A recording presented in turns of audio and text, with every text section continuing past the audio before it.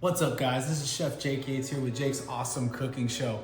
A lot of things that you guys don't know about me, or one thing that you guys don't know about me, is that I actually went to high school in Australia. And a lot of people are asking me, Chef Jake, what do people actually eat in Australia? Well, besides sausage rolls and spinach pies, a very popular dish that we're gonna be making today is the Rissoles.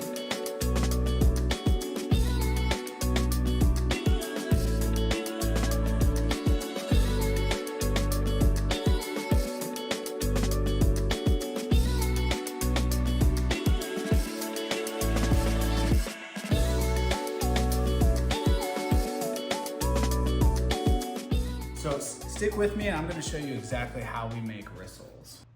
Okay guys, so for our rissoles, these are the ingredients we're going to need.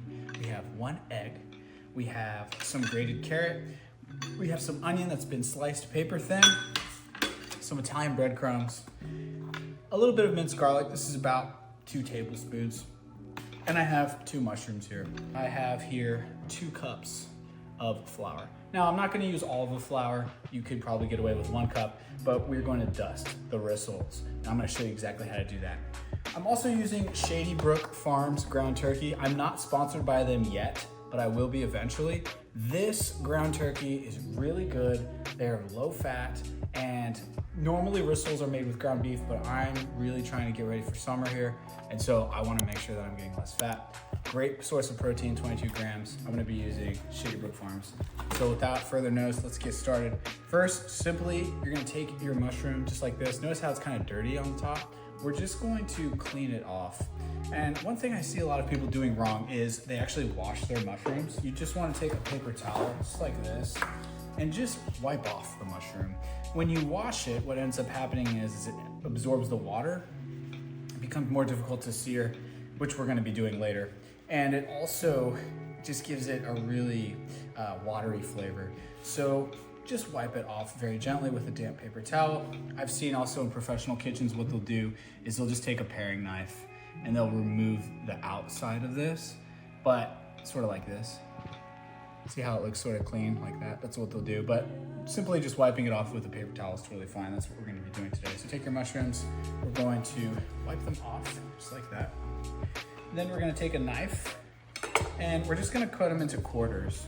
Now this is gonna be our topping for our rissoles. Rissoles are basically just it's a beef patty essentially, but I'm gonna sort of make it a little bit more interesting and add some seared mushrooms, and we're also gonna be doing some caramelized onion on top. Now I've seen recipes of rissoles where people will do grated zucchini, where people will actually grate an onion into the rissole. I personally think it's much better if you go ahead and omit that. The zucchini has a tendency to make the rissole a little bit watery, which is not fun. And the onion can easily just be caramelized and added on top. Okay, so now that we have everything here, let's go ahead and assemble our rissoles. Let me show you how we do it.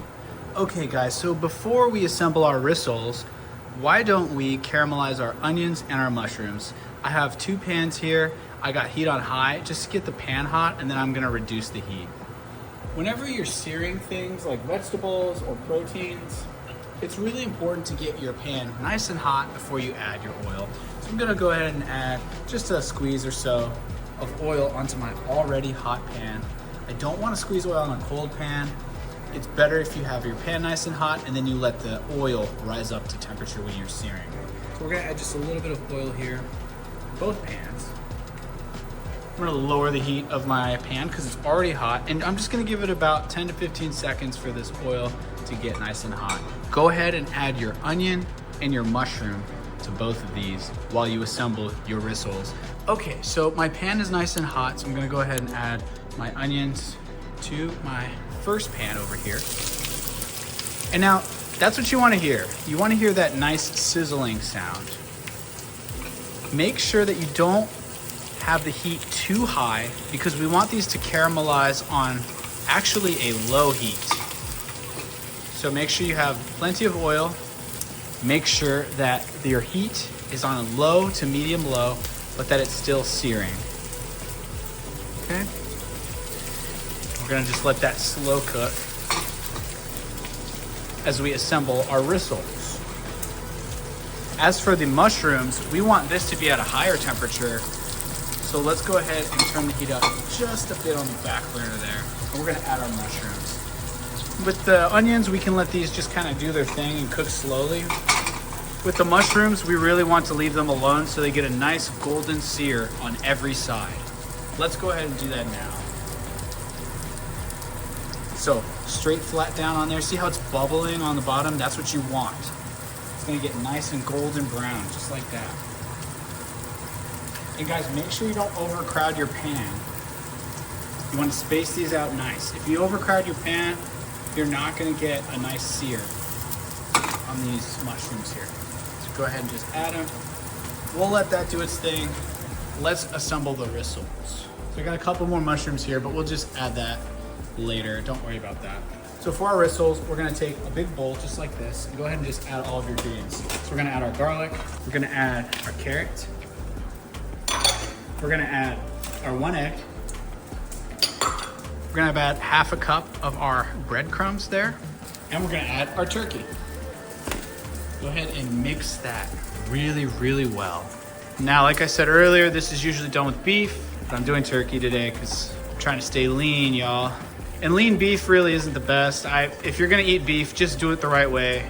Just do it the unhealthy way. That's really how you do it. You gotta enjoy it. But today I'm really trying to take it easy. I was out of control this weekend. I went to Maine. I had a half-pound lobster roll. I went to a Chinese restaurant and I went to a buffet, and I've just been sort of out of control lately. I went to an all-you-can-eat Japanese restaurant on Friday and just went, I think I ate 2 pounds of beef. So I'm kind of sick of beef at this point. But beef is obviously what you want usually for these. Okay, so these are mixed up real nice. We gotta add salt, so just add about 2 teaspoons of salt to that, mixed up. Okay, so let's check back to our onions. So our onions look like they're caramelizing nicely. Low temperature, they're doing their thing. Our mushrooms here look a little bit dry. Let's add a little bit more liquid. You can see, if you look closely here, what you'll see is you'll start to see golden lining on the side. You see that mushroom right there has a golden lining? That's how you know that your vegetables are searing properly. If you look closely, see that? See how it's golden there? See how I have lots of oil? I mean, it's not like a pool of oil, but it's searing. You want to make sure you have a good amount of oil when you're searing your mushrooms because they absorb a lot of that. So make sure you have plenty of oil. Make sure you're keeping an eye out for those edges. You want those golden edges. When you see those golden edges, you know that it's searing properly. See how that one doesn't have one yet? Just give it a couple more minutes. Just let it do its thing. Don't move it around too much. You want it to be nice and golden brown. Okay, so let's go back here. All right, guys, so let's assemble these rissoles. I didn't have my salt. So let me add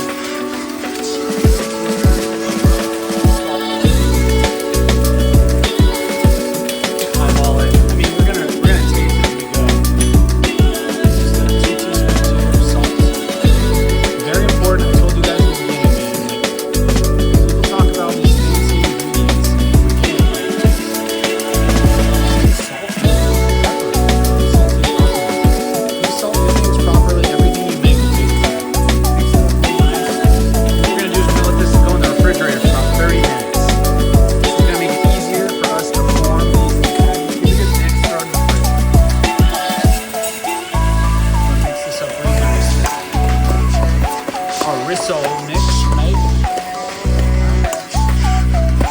Alright, put that in the fridge for about 30 minutes. So now,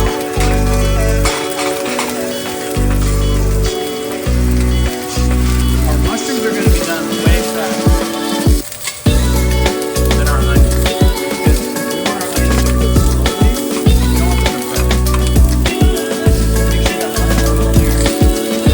Earlier I was telling you guys about this golden edge.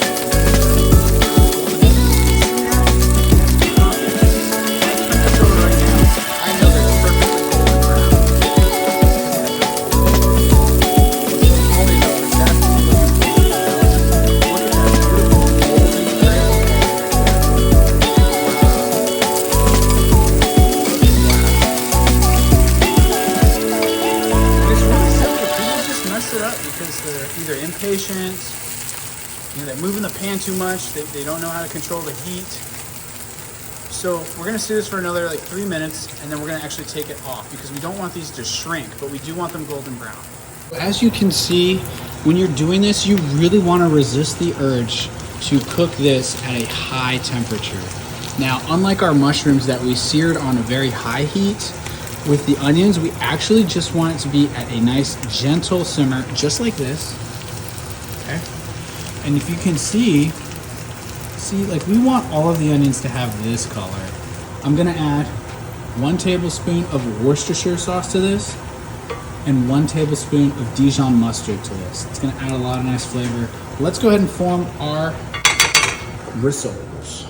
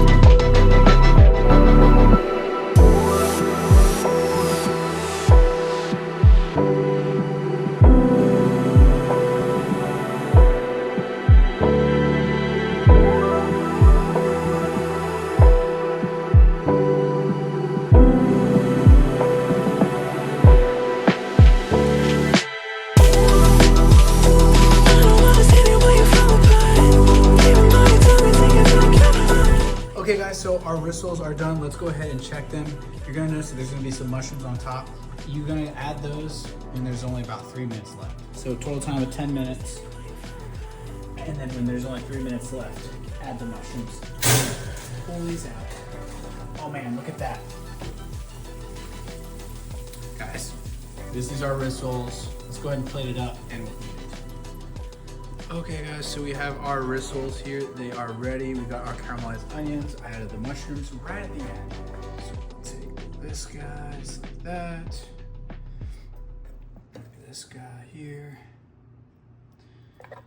This guy like that. And here are our rissoles. We're gonna add a little bit, maybe a little bit of that caramelized onion on top. A little bit of our parsley for our rissoles. All right guys, so we have our rissoles here. Let's give it a try. Let me just sit down for a minute because I've been staying all day. It's been a wild day, guys. It's been a wild week. But finally here with these rissoles, and we're gonna try them. So yeah, we caramelized the outside. We got those caramelized onions.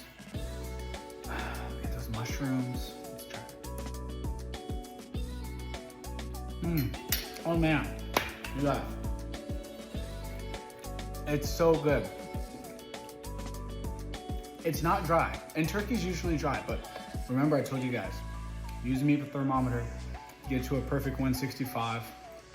You can taste everything in there. You can taste the onion, you can taste the mushrooms, the Dijon mustard that we added. I'm telling you guys, taking the time to sear and caramelize every ingredient really made a difference in this dish. You can taste it. Guys, thank you so much for watching. Go ahead and like and subscribe. And as always, thank you so much for tuning in. Let me know in the comments what you'd like to see in the next episode. And we'll catch you next time. Jake's Awesome Cooking Show. See you later.